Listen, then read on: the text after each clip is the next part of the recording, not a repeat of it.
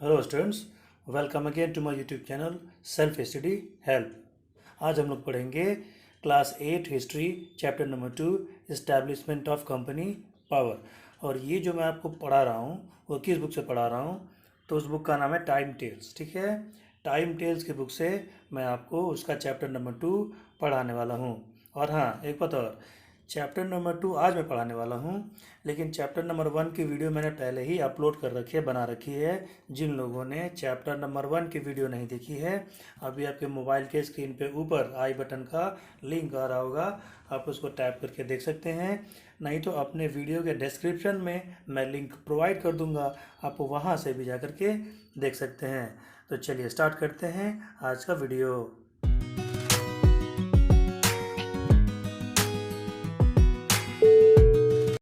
Students, तो आइए सबसे पहले जान लेते हैं कि आज आप लोगों को कौन से टॉपिक इसमें पढ़ने हैं। टॉपिक आपका जो पहला है वो है मर्केंटाइलिज्म एंड ट्रेड वार्स। जो सेकंड है वो आपका है East India Company. Third, French East India Company. Anglo French rivalry. British acquisition of new territories in India और expansion of British rule in India. ठीक है, ये आपके टॉपिक हमको, यानी कि हेडिंग कह लें या टॉपिक कह लें, हमको और आपको पढ़ना है। ठीक है, तो आइए शुरू करते हैं। पहली हेडिंग, तो देखिए ये पहली हेडिंग आपके सामने रही, उसका नाम है आपका mercantilism and trade wars. Trade war तो आप जानते ही हैं, जब दो कंट्री के बीच में या दो कंपनियों के बीच में ट्रेड को लेकर के जो भी स्ट्रेटेजी बनाई जाती है, जो भी योजना बनाई जाती है, जो भी प्लानिंग बनाई जाती है, भाई जब किसी एक कंपनी से अच्छा प्रोडक्ट आप बनाएंगे तभी तो आपका प्रोडक्ट बिकेगा। ऐसा तो है नहीं कि आप अकेले हैं इस मार्केट में, इस वर्ल्ड में आप अकेले हैं, आप ही की कंपनी है। बहुत सारे कंट्रीज की कंपनी होती है। तो जो कंपटीशन आपका बिजनेस में इस टाइम है, वो कंपटीशन पुराने टाइम में भी था।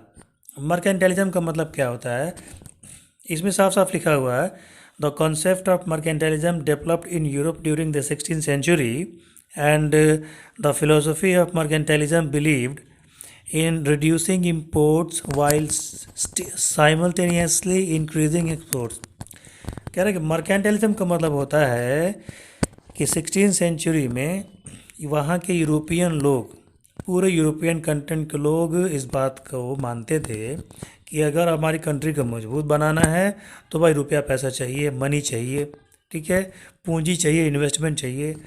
बिना इन्वेस्टमेंट के, बिना पूंजी के, बिना बहुत सारे रुपए के, दौलत के हम अपने स्टेट को, अपने कंट्री को आगे नहीं बढ़ा सकते। तो बहुत ज़्यादा पैसे बनाए जाएं, इसके लिए बड़ी से बड़ी कंपनियां लगने लगीं, फैक्ट्रीज लगने लगे, प्लांट लगने लगे और एक इकोनॉमिक सेटअप किया गया। उस इकोनॉमिक सेटअप के चलते बहुत सारे गुड्स, बहुत सारे सामान बनने लगे। पहले क्या होता था कि हाथों द्वारा सामान बनाए जाते थे, जिन्हें हैंडमेड गुड्स कहा जाता था। लेकिन जब ये फैक्ट्रियाँ आ गईं, जब ये कंपनियाँ आ गईं और साइंटिफिक इन्वेंशन यूरोपियन कंटिनेंट में होने लगे, क्योंकि यूरोपियन कंटिनेंट तब बहुत ही पावरफुल कंटिनेंट था। ब्रिटेन, फ्रांस, जर्मनी, इटली, ये पावरफुल कंट्रीज़ जो आज डेवलप कंट्रीज़ कहे जाते हैं, ये उस ज़माने में भी डेवलप थे और बाकी दुनिया से ये काफ़ी आगे थे। अमेरिका की दादागिरी तो 19th सेंचुरी से शुरू हुई, 20th सेंचुरी से शुरू हुई, लेकिन 16th और 17th सेंचुरी यूरोपियन की थी। 16th और 17th सेंचुरी में यूरोपीय बहुत आगे से बाकी दुनिया से। तो ये चीज़ किया गया, ये चीज़ होने से बहुत ज़्यादा वहाँ पे रुपए पैसे बने, ट्रेड बना, व्यापार बना और बैलेंस ऑफ ट्रेड भी क्रिएट हुआ। तो हुआ ये कि एक समय जा कर के मार्केट वहाँ का सेचुरेट हो गया। भाई अपने कंट्री में जब बहुत सारे कंपनीज आ जाएंगी तो प्रोडक्ट लिमिटेड हो जाएंगे, और उस टाइम जो यूरोप की पॉपुलेशन थी वो बहुत ज़्यादा नहीं थी, तो पूरा यूरोप जो है यूरोपियन सामानों से ही भर गया। तो एक समय ऐसा आया जब सामान बिकने बंद हो गए या सामान की डिमांड कम हो गई, प्रोडक्ट की डिमांड कम हो गई। तो अब जितने वहाँ के बिजनेसमैन थे या बड़े बड़े व्यापारी थे, उनको नए मार्केट की तलाश थी, न्यू मार्केट की तलाश थी। तो वो यूरोप को छोड़ करके और एशिया की तरफ उन्होंने अपना रुख किया कि भाई एशियन कंटिनेंट के देशों को देखा जाए तो श्रीलंका में, इंडिया में, चाइना में और अफ्रीका में और एशिया में, ये दो जगह इन्होंने ये गए, और जहाँ जहाँ इनको कमज़ोर राजा मिले, कमज़ोर गवर्नमेंट मिली, तो पहले तो ये बिजनेस करने के इरादे से गए, वहाँ बिजनेस किया, प्रॉफिट कमाया, और जब देखा कि लोग आपस में ही लड़ रहे हैं और कमज़ोर राजा हैं, कमज़ोर किंग हैं, तो उनको हरा करके वहाँ कब्जा भी कर लिया, जैसे ये काम इन्होंने इंडिया में किया। और वो फैक्ट ये है कि ब्रिटेन वालों ने या यूरोप वालों ने जब सोचा कि हमें एशिया चलना चाहिए, सेंट्रल एशिया, एशिया चलना चाहिए और एशियाई कंट्री से हमको व्यापार करना चाहिए, तो वो बाई रोड नहीं आ पाए, उनको सी रूट खोजना पड़ा, समुद्र का रास्ता खोजना पड़ा इंडिया आने के लिए, या पाकिस्तान या ईरान या बाकी एशियन कंट्रीज़ में जाने के लिए। अब आपके मन में क्वेश्चन हो रहा होगा कि भाई बाई रोड वो क्यों नहीं आ सकते थे, तो इसका जवाब ये है कि 1435 के आसपास, आप याद रखेंगे, इम्पॉर्टेंट इन्फॉर्मेशन है ये। 14, आपके बुक में उतना डिटेल में नहीं दिया, फिर भी मैं आपको बता दे रहा हूँ।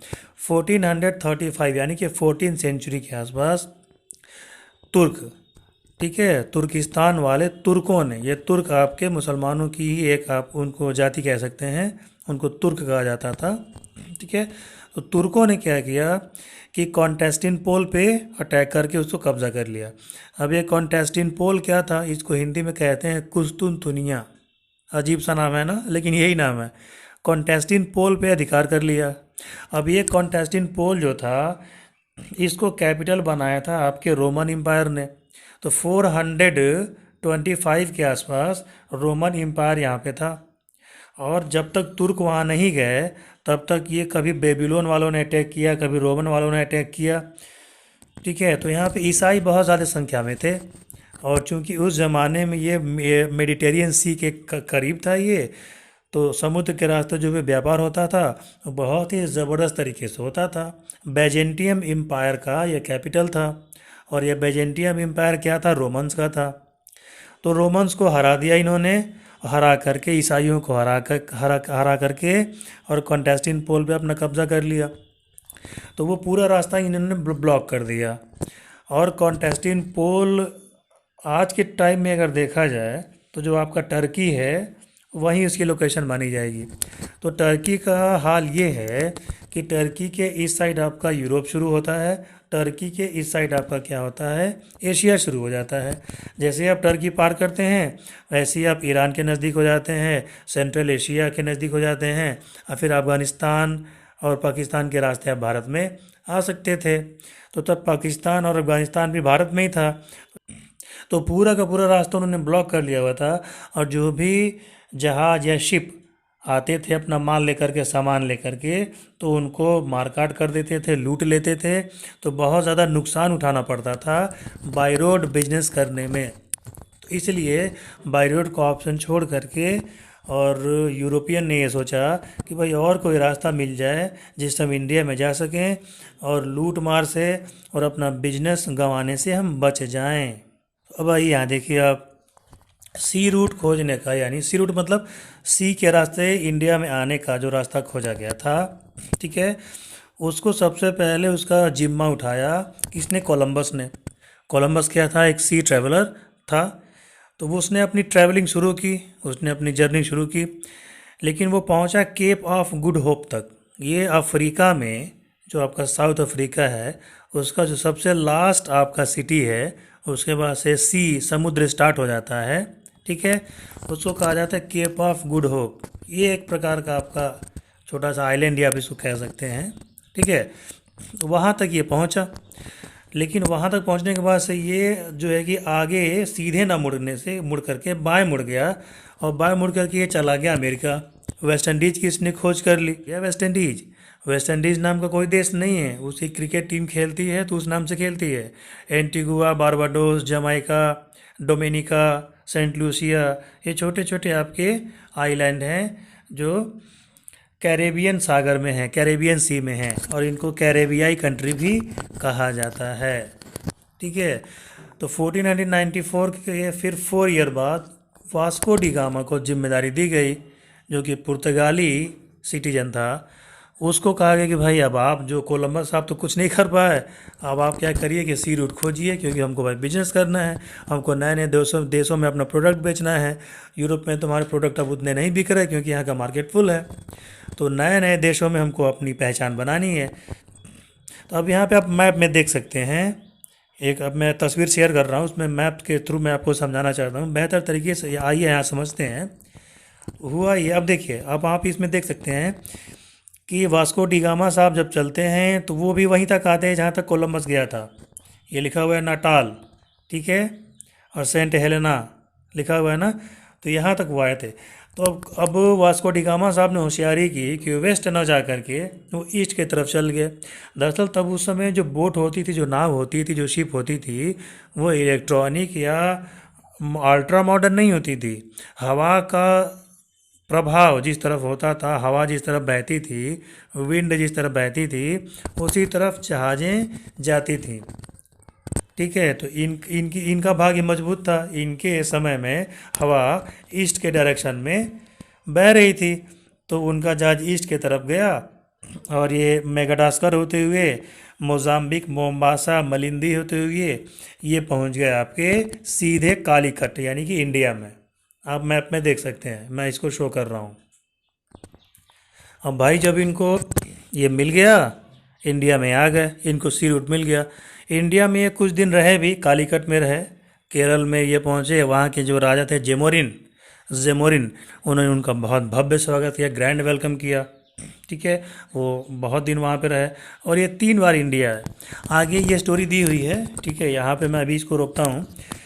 तो कहने का मतलब ये था कि जब पुर्तगालियों ने, पोर्टुगीज़ ने इंडिया आने का सी रूट खोज लिया तो उनके हाथ ये बहुत बड़ी उपलब्धि लगी। ये उस ज़माने में बहुत ही अच्छी खासी खोज मानी गई, क्योंकि भाई ये बाई रोड ना करके इनको समुद्र के रास्ते, सी के रास्ते इनको आने का रास्ता मिल गया था। तो पोर्टुगीज़ क्या किए कि वहाँ के जो राजा थे, वहाँ की जो रानी थी, उनसे परमिशन लिए और कई व्यापारियों ने, बिजनेसमैन ने मिलकर के बड़े बड़े जहाज़ लेकर के इंडिया में आए। वहाँ से अपना सामान लेकर के आए यहाँ बेचने के लिए।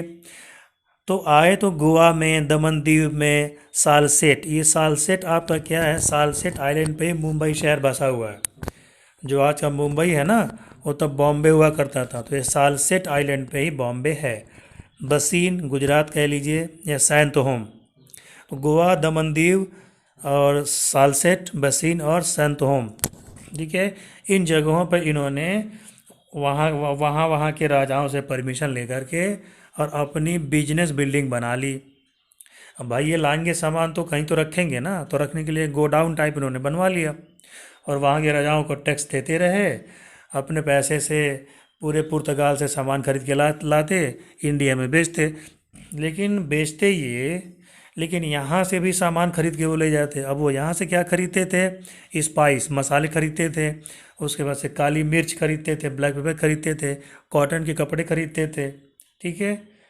तो वो सब खरीद करके जब वहाँ ले जाते थे पुर्तगाल में, तो 10 रुपीज़ की चीज़ जो 60 रुपीज़ में बिकती थी। 60%, 6 गुना मुनाफा उनको मिलता था। तो जब मुनाफा मिलता था तो सारे पुर्तगालियों की आंखें चौड़ी की चौड़ी हो गई, और जितने भी पुर्तगाली बिजनेसमैन थे सब के सब, ठीक है, इंडिया आने लगे और कई जहाज इंडिया आने लगे। तो धीरे धीरे गोवा, फिर दमन दीव, फिर सालसेट, फिर बसीन और सैंत होम, ये हर तरफ छा गए और अपना बिजनेस करने लगे। ये इन्होंने बहुत सारी अपनी व्यापारिक कोठियाँ खोल ली। तो पुर्तगालियों के यहाँ इस्टेब्लिश होने के बहुत दिन बाद डच वाले, फिर ब्रिटिश वाले, फिर फ्रेंच वाले, उन्हीं के देखा देखे बिजनेस करने यहाँ पे आए। तो पुर्तगालियों ने बिजनेस किया, वो अच्छे हम्बल आदमी थे, उन्होंने इंडिया पर कब्ज़ा नहीं किया, इंडियंस को गुलाम नहीं बनाया। डचों ने भी ये काम नहीं किया, लेकिन ब्रिटेन वालों ने ये काम किया कि जहाँ का नमक खाया, जहाँ पे बिजनेस की, उन्हीं के लोगों को गुलाम बनाया और पूरे इंडिया पे कब्ज़ा कर लिया। फ्रेंच वालों ने भी ये काम करना चाहा, लेकिन फ्रेंच वालों ने को इंग्लैंड वालों ने हरा करके भगा दिया। आपकी अगली हेडिंग है ब्रिटिश ईस्ट इंडिया कंपनी। आइए इसको पढ़ते हैं। जब ब्रिटेन वालों ने देखा कि भाई पुर्तगाली जा कर के और इंडिया में बहुत पैसा कमा रहे हैं, कमा के माला माल हो गए, ठीक है, 10 रुपीज़ की चीज़ वो 50-60 रुपीज़ में बेच रहे हैं और हम यहाँ जो कि बैठ के मक्खी मार रहे हैं, तो भाई ये तो गलत बात है। तो उन्होंने भी क्या किया कि ब्रिटेन की महारानी से परमिशन लिया और बिजनेसमैनों ने मिल करके एक कंपनी बनाई जिसका नाम था ईस्ट इंडिया कंपनी। ठीक है, ईस्ट इंडिया कंपनी बनी 1600 में, 1600 1600 में ये बनी। और उसको ब्रिटेन की जो क्वीन थी उनसे बाकायदा परमिशन लिया गया। ठीक है, कुछ सालों के लिए 10 ईयर्स या 6 ईयर्स के लिए परमिशन दी गई कि आप जाइए हमारी तरफ से बिजनेस वहाँ पे करिए। अब ये जब आए इंडिया में, ठीक है, तो इनको आते ही परमिशन नहीं मिल गई। तो ईस्ट इंडिया कंपनी की तरफ से सबसे पहले जो ब्रिटेन वाला था वो आया, उसका नाम था कैप्टन हॉकिंस। और वो जिस शिप से आया था, जिस जहाज़ से आया था, ठीक है, उसका नाम था हेक्टर। और वो 1608 यानी कि 1608 में वो सूरत के पोर्ट पे पहुंचा था। ठीक है, जॉन हॉकिंस जो था वो आया तो वो जहांगीर, जो मुग़ल एम्परर था जहांगीर, ठीक है, उसके दरबार में वो आया। और जब वो आया तो उस टाइम इंग्लैंड का जो राजा था, ब्रिटेन का जो राजा था, वो जेम्स फर्स्ट था। तो जेम्स फर्स्ट ने एक लेटर लिखा था भाई इंडिया के ये मुग़ल सम्राट के लिए कि भाई जान पहचान करने में आसानी होगी। ठीक है, मुग़ल सम्राट पढ़ेंगे, मुग़ल एम्परर पढ़ेंगे तो एम्परर और एम्परर भाई बराबरी वाली बात थी। तो दिया उसने। जॉन हॉकिंस जो था आपका, वो तुर्की और फ़ारसी जो लैंग्वेज होती है, तुर्की लैंग्वेज और पर्सियन फारसी लैंग्वेज जानता था। और मुग़लों की जो लैंग्वेज थी वो भी आपकी फ़ारसी थी, जो उनकी स्टेट लैंग्वेज थी वो फ़ारसी थी। अब वो था तो अंग्रेज़, लेकिन फराफर वो फ़ारसी बोलता था, फटफट फटफट वो फ़ारसी बोलता था। तो हॉकिंस के फ़ारसी बोलने पे और तुर्की बोलने पे जहांगीर बहुत खुश हुआ और उसे इंग्लिश खां की उसने क्या दे दी, टाइटल दे दिया। वो बहुत ही उससे खुश हुआ। ठीक है, तो 1613 में जहांगीर ने जो ब्रिटेन वालों को सूरत में परमानेंट फैक्ट्री बनाने का परमिशन दे दिया। इससे पहले 1611 में मूसलीपट्टनम, ठीक है, अब ये मूसलीपट्टनम कहाँ है आप मैप में देख सकते हैं, मैं आपके लिए एक मैप शेयर कर रहा हूँ, आप उसमें देखिए। मूसलीपट्टनम में अंग्रेज़ों ने अपनी बिजनेस कोठी, व्यापारिक कोठी यानी कि गोडाउन पहले से ही लगा लिया था। तो 1601 में कहाँ लगाया, मूसलीपट्टनम में। और 1613 में जहांगीर ने उनको सूरत में, गुजरात के सूरत में परमानेंट फैक्ट्री लगाने का परमिशन दे दिया। जॉन हॉकिंस के आने से पहले एक और अंग्रेज ऑफिसर आया था जिसका नाम था सर टॉमस रो, जिसका डिस्क्रिप्शन आपके बुक में है। सर टॉमस रो आया तो था एक डिप्लोमेटिक मिशन के तहत वो आया था, लेकिन वो किसी प्रकार का परमिशन नहीं ले पाया। उसने अपने तरफ से एफर्ट तो बहुत लगाया, बहुत प्रयास किया, ठीक है, बहुत गुजारिश की, लेकिन उसे किसी प्रकार का परमिशन बिजनेस करने के लिए नहीं मिल पाया। ठीक है, लेकिन कैप्टन हॉकिंस जब आया तो कैप्टन हॉकिंस ने परमिशन लेने में सक्सेस लिया। और जैसा कि आप अपने इस पेज के ऊपर भी देख सकते हैं, मूसलीपट्टनम, आगरा, अहमदाबाद, मद्रास, पटना, बालासोर, बाद में बहुत जगह इन्होंने अपनी अपनी बस्तियां बना ली। उसके बाद आपके यहाँ पे ये जो नेक्स्ट पैराग्राफ है, इन 1662 king Charles receive the island of Bombay, ये बहुत दिलचस्प आपकी कहानी है, मैं आपको सुनाना चाहूँगा, आपकी बुक में दिया है। वह ये कि 1662 में क्या हुआ कि जो पोर्टुगीज़ की जो राजकुमारी थी कैथरीन, ठीक है, उसकी शादी ब्रिटेन के राजकुमार से हुई। तो उस समय तक जो पुर्तगाली थे, पोर्टुगीज़ थे, उन्होंने गोवा और बॉम्बे दोनों पर लगभग कब्जा कर लिया था। तो जब मैरिज हुई, शादी हुई, तो पोर्टुगीज़ वालों ने क्या किया कि जो बॉम्बे था, ठीक है, उसको ब्रिटेन वालों को दहेज में दे दिया।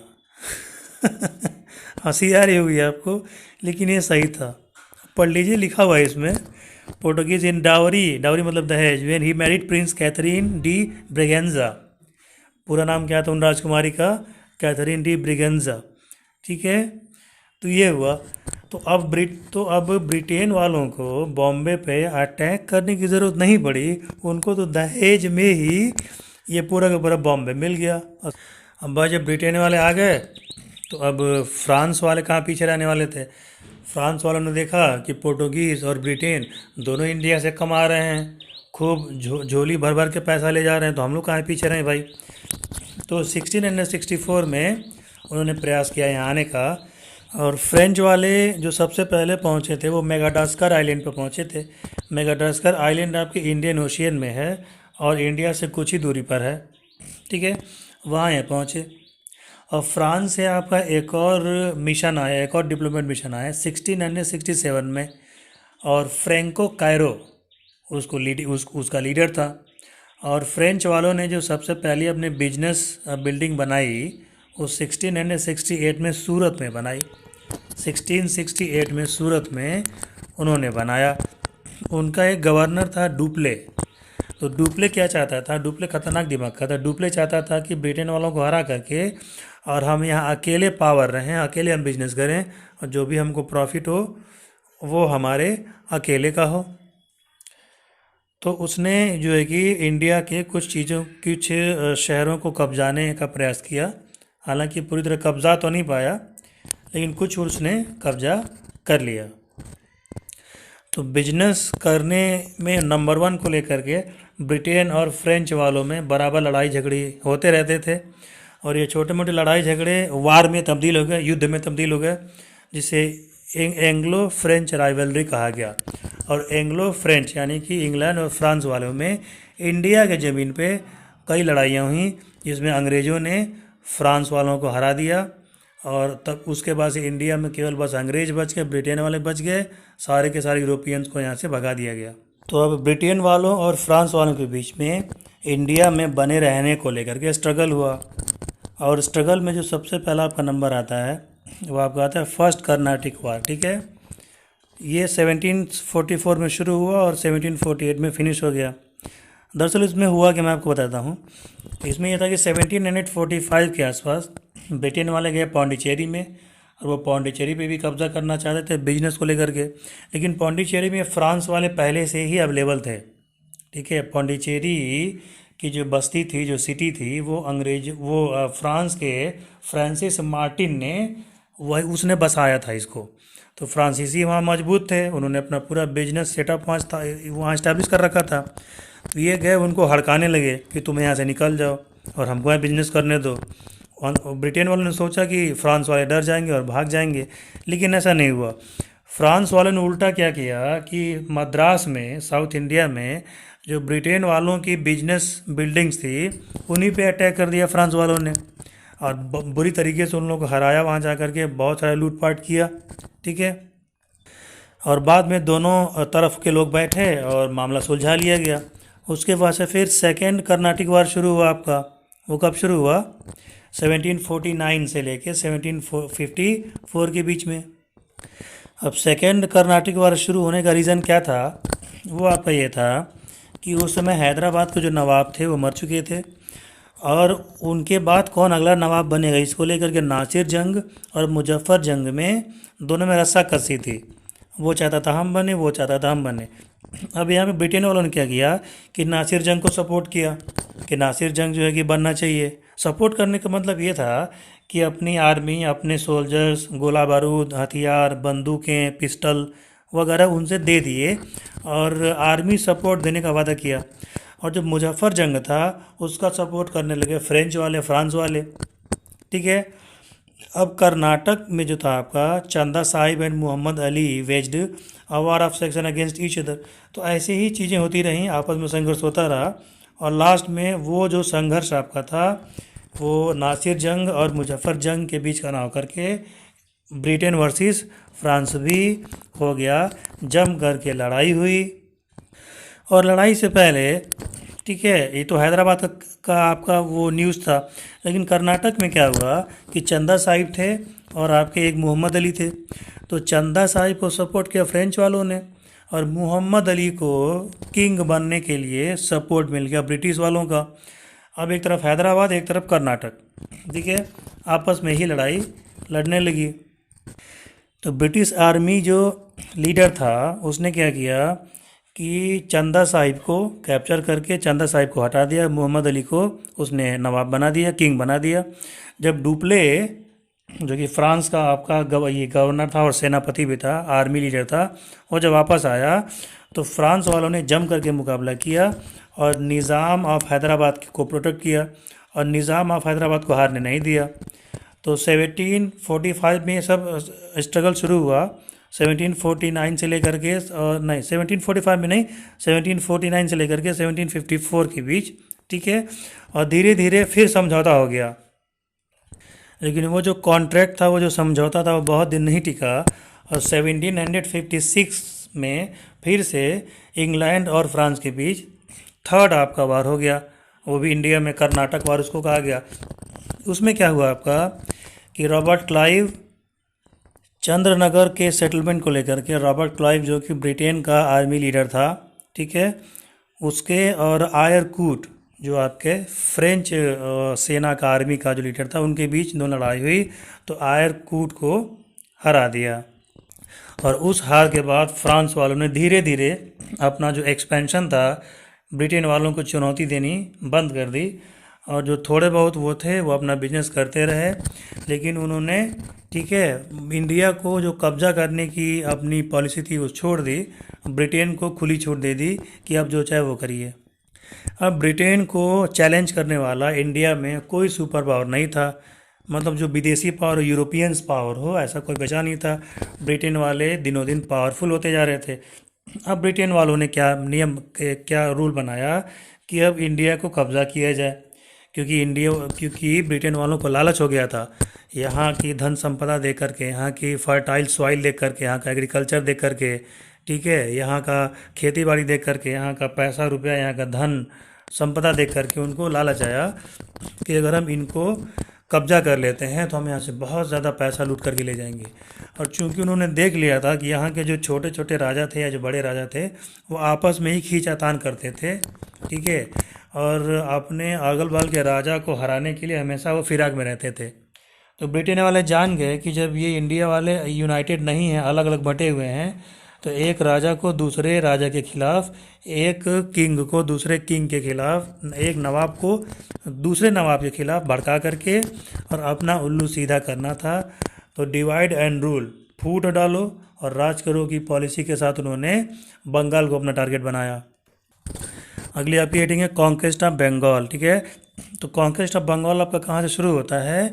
तो शुरू आपका होता है कि बंगाल में ये जो उनके नवाब थे, उन्होंने ब्रिटेन वालों को कुछ दस्तक दिए थे। दस्तक का मतलब होता है फ्री टू परमिट, यानी बिजनेस करने की परमिट।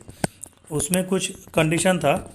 तो बाद में अंग्रेज़ क्या किए कि थोड़ी लापरवाही करने लगे और ज़्यादा टैक्स इंडिया से वसूलने लगे, और बंगाल के नवाब को कम टैक्स देने लगे। और अपने बिजनेस को बढ़ाने के लिए उन्होंने फोर्ट वगैरह भी बनवाने शुरू कर दिए।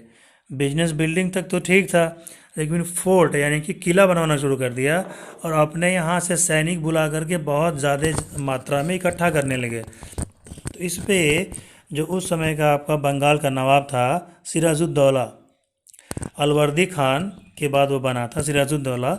सिराजुद्दौला ने इस पर आपत्ति की कि भाई हमारी धरती पे, हमारी कंट्री में आप अपने सोल्जर्स क्यों लाएंगे, और बहुत ज़्यादा सोल्जर्स आप ला रहे हैं, तो इसको एक्सप्लेन करिए।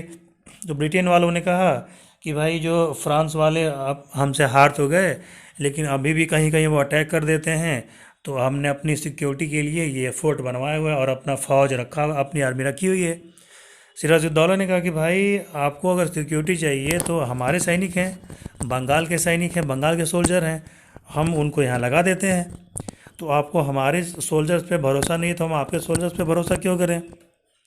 तो ब्रिटेन वाले फ़िलहाल चुप तो हो गए, लेकिन उनके मन में ये चल रहा था कि इसको बंगाल के नवाब को हटा करके और हम लोग इस पर कब्जा कर लें। और उनकी जो खोज थी वो पूरी भी हो गई, क्योंकि मीर जाफ़र जो आपका बंगाल के नवाब सिराजुद्दौला का ही वो एक अच्छा लीडर था, उसको भी बंगाल का नवाब बनने का शौक़ था।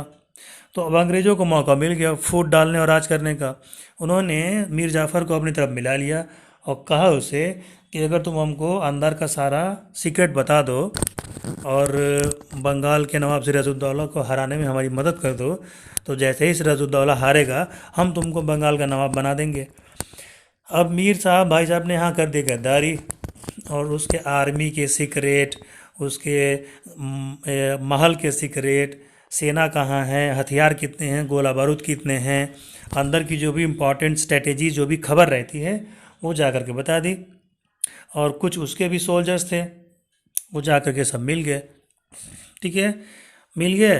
तो जब उसका साथ मिल गया तो अंग्रेज़ों ने क्या किया कि उस किला को फिर से बनवाना चालू किया और अपने सैनिक रखने शुरू कर दिए और टैक्स देने से मना कर दिया। तो जब टैक्स देने से मना कर दिया, सिराजुद्दौला तक ये खबर पहुंची।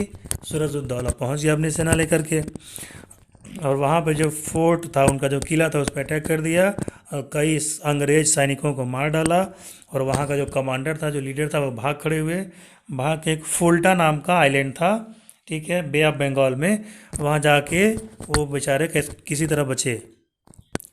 फिर उसके बाद से जब लॉर्ड क्लाइव, जो वहाँ का सेना का जो सेनापति था, ठीक है, उसने मद्रास से अपने सैनिकों को बुलवाया हेल्प के लिए। और मद्रास से जब बहुत ज़्यादा सैनिक आ गए तो मीर जाफ़र और क्लाइव मिल करके प्लासी का वार हुआ। 1757 में प्लासी नाम की जगह पे लड़ाई हुई।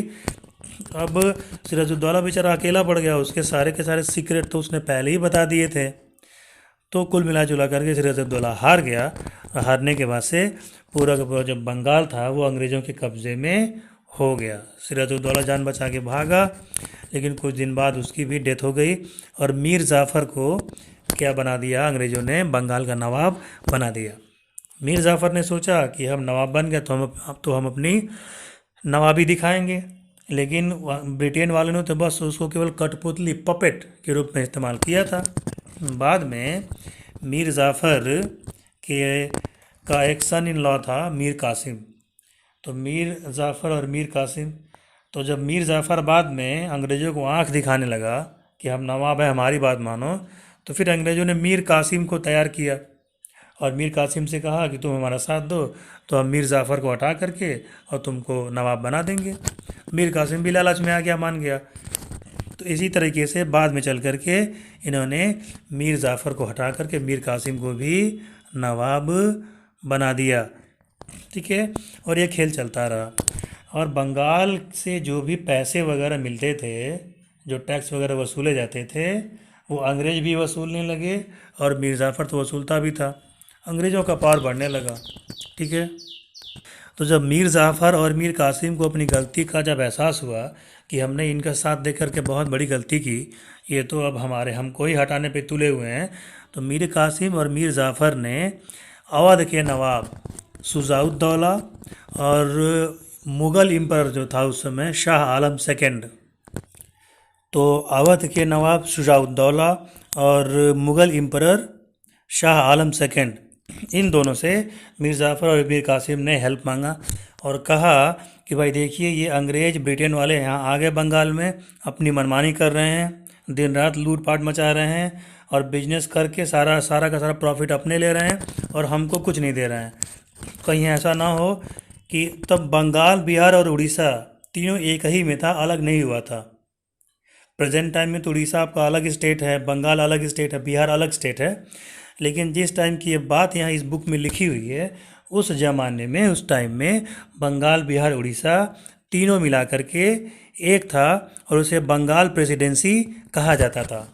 अंग्रेज़ों ने ये नाम दिया था। ठीक है, तो शुजाउद्दौला को और शाह आलम सेकंड को ये बात समझ में आई कि भाई बात तो ये आदमी सही कह रहा है, क्योंकि वो भी अंग्रेज़ों को भांप चुका था कि धीरे धीरे ये पूरा इंडिया कब्ज़ा करना चाहते हैं। तो तीनों मिल गए और तीनों ने मिल करके बैटल ऑफ बक्सर 1764 में बिहार के बक्सर नाम की जगह पे अंग्रेज़ों की सेना से, अंग्रेजी आर्मी से मुकाबला करना सोचा। लेकिन इसमें भी क्या हुआ कि ये हार गए। शुजाउद्दौला हार गया, मुग़ल शाह आलम हार गया। ठीक है, और अंग्रेज इसमें जीत गए। अब जब ये अंग्रेज जीत गए तो इनको बंगाल, बिहार और उड़ीसा, ये तीनों जितना बड़ा क्षेत्र था, तीनों का जो दीवानी था, दीवानी मतलब पावर ऑफ टैक्स, जो टैक्स वसूलने का पावर था, जो टैक्स कलेक्शन का पावर था, जो लगान लेने का पावर था, वो मिल गया ब्रिटेन वालों को। अब ब्रिटेन वाले बंगाल, बिहार, उड़ीसा तीनों से लगान वसूलने लगे, टैक्स वसूलने लगे। और ये टैक्स कैसे वसूला जाता था, किस बेसिस पे वसूला जाता था? तो जो भी खेती होती थी, जो भी फसल उगती थी, क्रॉप होती थी, ठीक है, क्रॉप का ही कुछ हिस्सा लगान के रूप में, टैक्स के रूप में देना पड़ता था। तो अब ब्रिटेन वालों के पास बहुत सारा अनाज इकट्ठा होने लगा, क्रॉप्स इकट्ठा होने लगा, और वे यहाँ से अनाज लेते और जो भी यहाँ की चीज़ें थी लेते, कोई उनको रोकने टोकने वाला नहीं था, और उसको अपने कंट्री में बेच देते थे। ठीक है, तो धीरे धीरे क्या होने लगा कि वो पावरफुल होने लगे। डुअल गवर्नेंस इन बंगाल, ये जो हेडिंग है इसमें क्या हुआ कि तब बंगाल प्रोविंस में डुअल गवर्नेंस हो गया। यानी बंगालों, यानी जो नवाब थे, नवाब हार तो ये गए थे, हारने के बाद से ये, तो हारने के बाद से उन लोगों ने समझौता किया, ठीक है, कॉन्ट्रैक्ट किया। कॉन्ट्रैक्ट में अंग्रेज़ों ने कहा कि आप हमारी बात मानेंगे तो हम आपका जो भी स्टेट है, जो भी हमने जीता हुआ, आपको वापस कर देंगे और आपको अपने अपने अपने जगह के राजा बने रहने देंगे। नहीं मानेंगे तो हम आपका राजपाट सब छीन लेंगे। ठीक है, तो ये था। तो बंगाल प्रोविडेंस में डुअल गवर्नेंस हो गया, यानी नवाब भी थे पोस्ट पे और अंग्रेज भी थे। तो अंग्रेज भी टैक्स वसूलते थे और नवाब भी टैक्स वसूलते थे। नवाब कम वसूल पाते थे, अंग्रेज बहुत ज़्यादा वसूलते थे। ठीक है, तो वहाँ की जो बेचारी जनता थी, जो पॉपुलेशन थी, उस पर दोहरा अत्याचार होने लगा। उसके बाद से जब बंगाल, बिहार, उड़ीसा को इन्होंने कब्जा कर लिया, और तो अभी अंग्रेज और पावरफुल होने लगे। पहले वो ब्रिटेन से पैसा लेकर के आते, यहाँ से सामान खरीदते और ब्रिटेन में बेचते थे।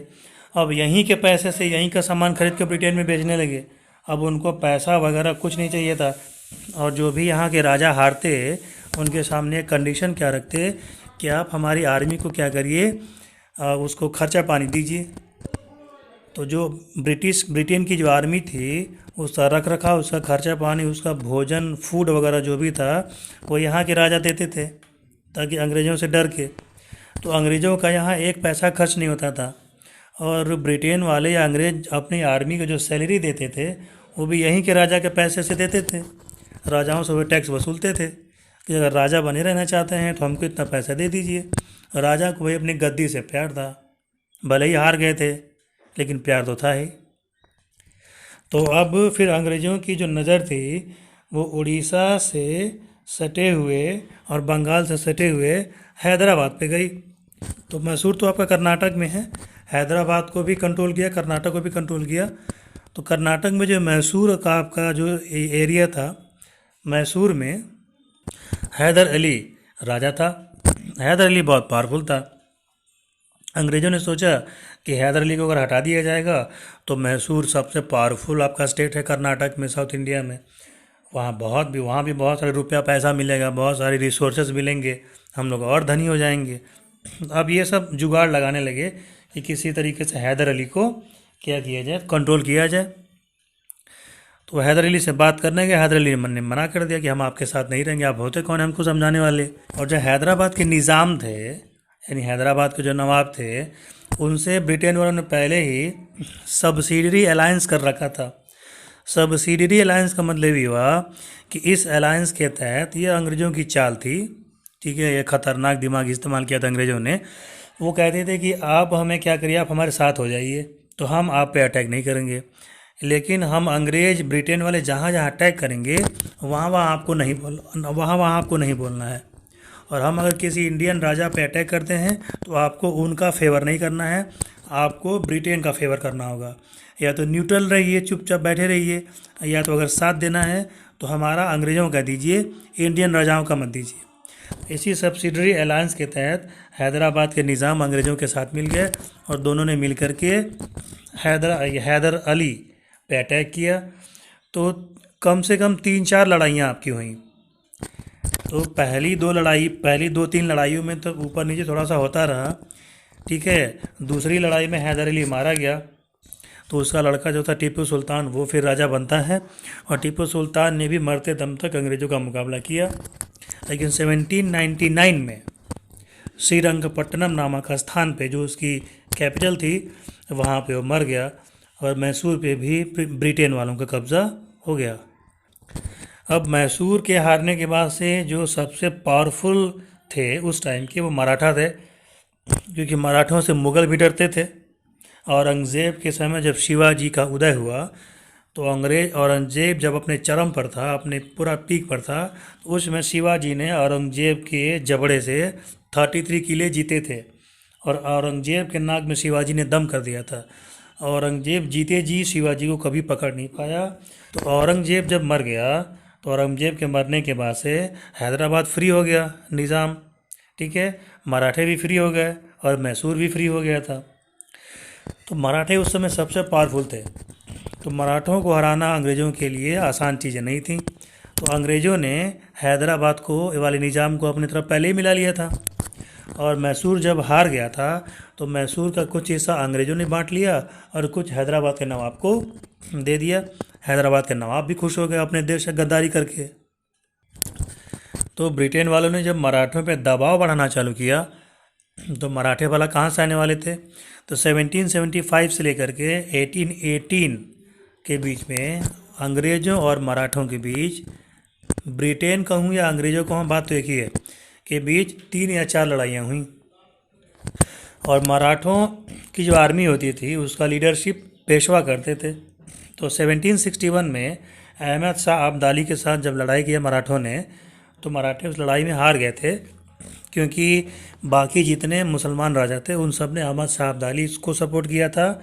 मराठों को सिख सपोर्ट करना चाहते थे लेकिन नदी थी बीच में, जो बाढ़ आ गई थी नदी में, तो वो सिख आ नहीं पाए, समय से लेट में पहुँचे, तब तक मराठे हार चुके थे। तो मराठों का पावर थोड़ा कम जरूर हुआ था लेकिन मराठे बहुत लड़ाके थे।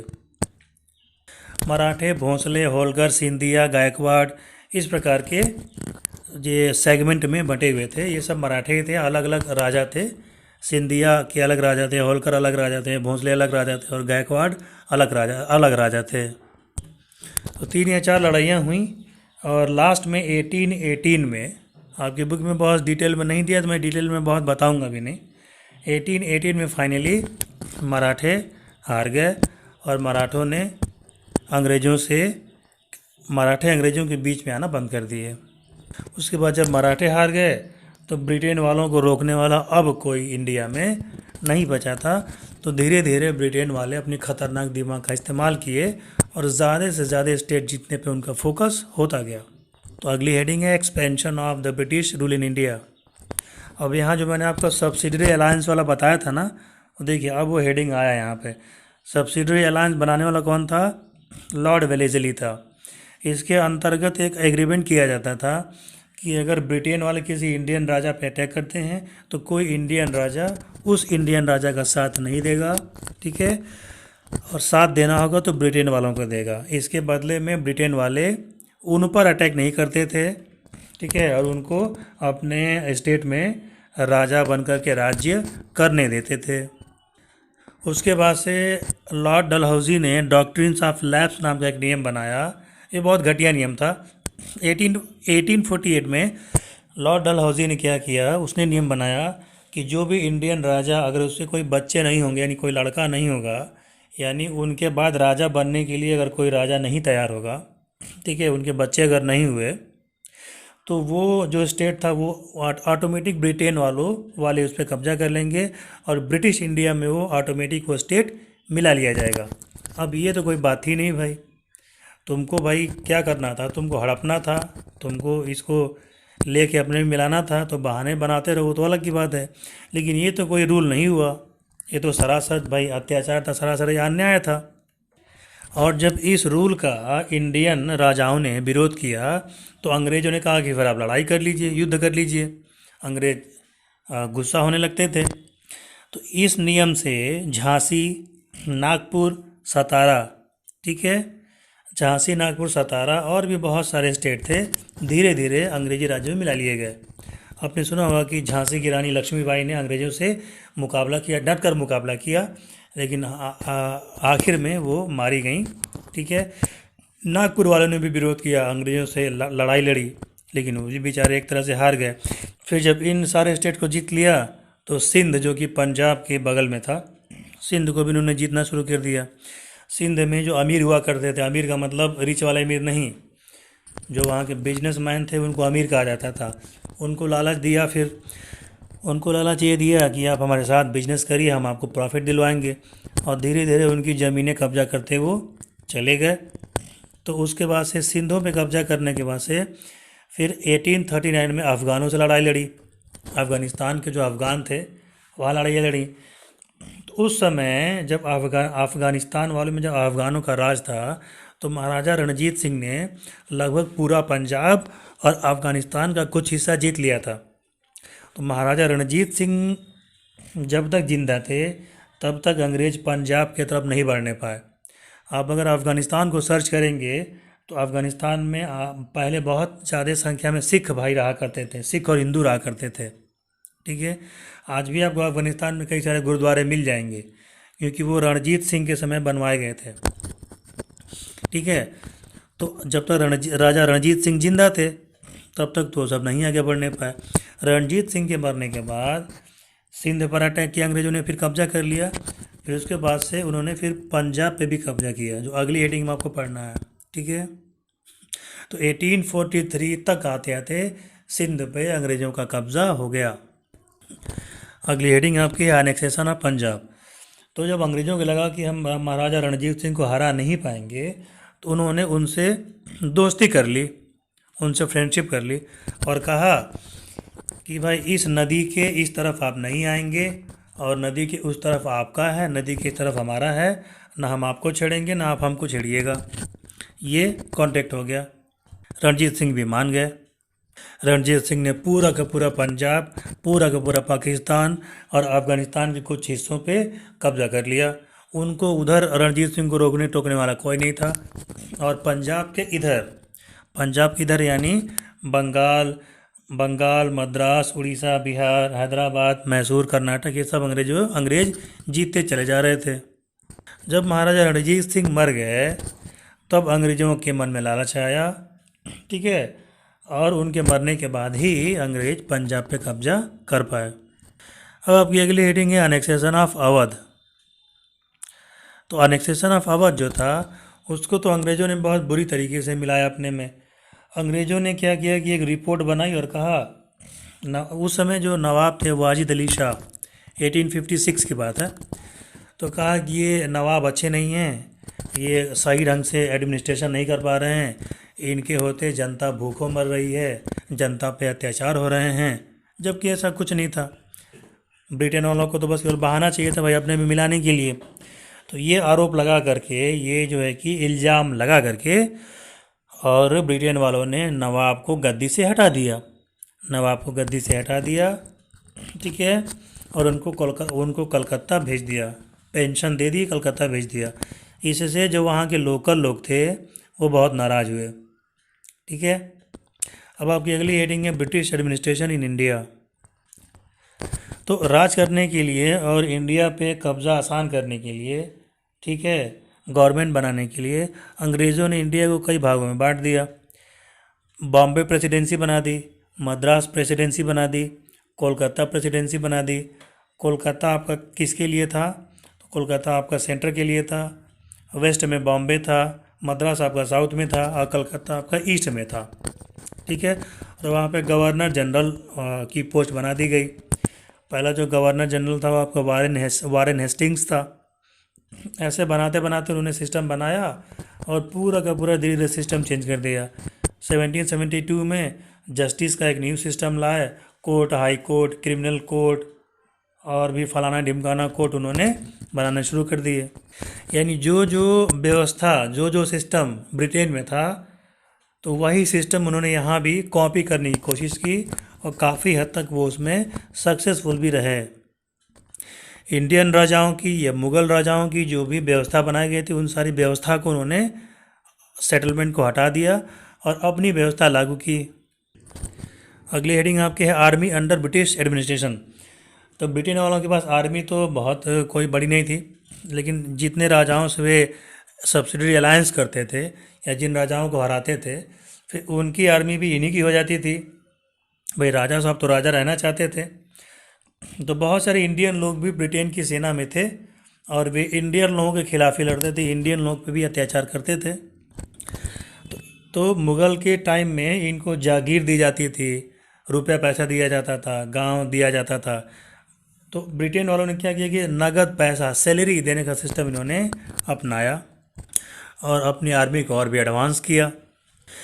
आर्मी के लोगों को मॉडर्न ट्रेनिंग दिलवाई, आधुनिक हथियार, गोला बारूद, जो भी मॉडर्न वेपन उस ज़माने में था वो सारी ले आए। फिर उस आर्मी को बर्मा में, अफ़गानिस्तान में, इजिप्ट में और भी बहुत जगह भेजा। फर्स्ट वर्ल्ड वार की जब लड़ाई हुई तो भी बहुत सारे इंडियन सैनिकों को ब्रिटेन की तरफ से लड़ने के लिए भेजा गया।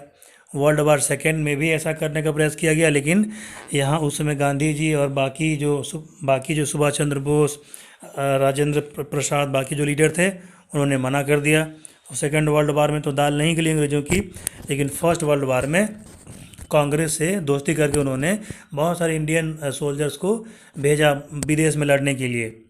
और सुभाष चंद्र बोस ने उन्हीं इंडियन सोल्जर्स को जेलों से छुड़ाया, सिंगापुर में, फिलीपींस में, ठीक है, जर्मनी में, ठीक है, या और भी जो भी आइलैंड पे जहाँ जहाँ कैदी थे उनको छुड़ा करके और इंडियन नेशनल आर्मी बनाई। सोचिए कितना बड़ा काम किया सुभाष चंद्र बोस जी ने। फिर कास्ट कम्युनिटी का जो सिस्टम था उसको मानने से ब्रिटेन वालों ने इनकार कर दिया। दाढ़ी रखने, ठीक है, चोटी रखने, मूछ रखने, इन सब पे कड़े कानून बनाए गए, अलाउ नहीं किया गया, ठीक है। और अपनी आइडेंटिटी को नहीं दिखाने के लिए कहा गया। ये सब चीज़ों से जो थे सैनिक थे या बाकी जो भी चीज़ें अंग्रेज़ों ने की थी 1856 तक, जितने भी ज़बरदस्ती कब्जा करते चले गए, इनके खिलाफ फिर जो है कि भारतीय जनता नाराज़ हो गई। और जो सैनिक थे, इंडियन सैनिक जो ब्रिटेन आर्मी में थे, वो भी बहुत नाराज़ हुए। और इसके बाद से हुआ आपका 1857 का ग्रेट रिवोल्ट, ठीक है। ये आपको इस चैप्टर में नहीं पढ़ना है क्योंकि यहाँ पे आपका ये ख़त्म हो जाता है। तो इसी के साथ ये चैप्टर आपका ख़त्म होता है। आपको वीडियो कैसा लगा इसके बारे में कमेंट करके ज़रूर बताइएगा। और जब आप कमेंट करेंगे तो आप कहाँ से कमेंट कर रहे हैं, किस सिटी में आप रहते हैं, अपने सिटी का नाम आप ज़रूर डालेंगे, क्योंकि मैं जान पाऊँ कि मुझे आप कहाँ से सुन रहे हैं, कहाँ से पढ़ रहे हैं, ठीक है। तो मेरे चैनल को सब्सक्राइब ज़रूर कर दीजिएगा, क्योंकि आप सब्सक्राइब नहीं करेंगे तो मैं और लोगों तक नहीं पहुँच पाऊँगा।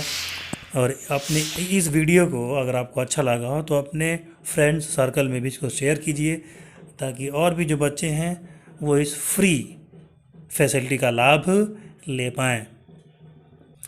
तो मिलते हैं आपसे चैप्टर नंबर 3 के एक्सप्लेनेशन में।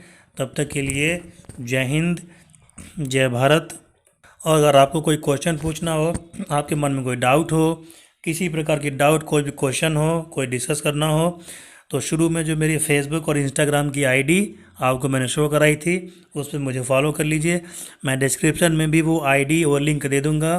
फेसबुक से और इंस्टाग्राम से आप मुझसे जुड़ सकते हैं और अपने सारे सवाल, जो भी डाउट्स आपके मन में हैं, उनको आप क्लियर कर सकते हैं।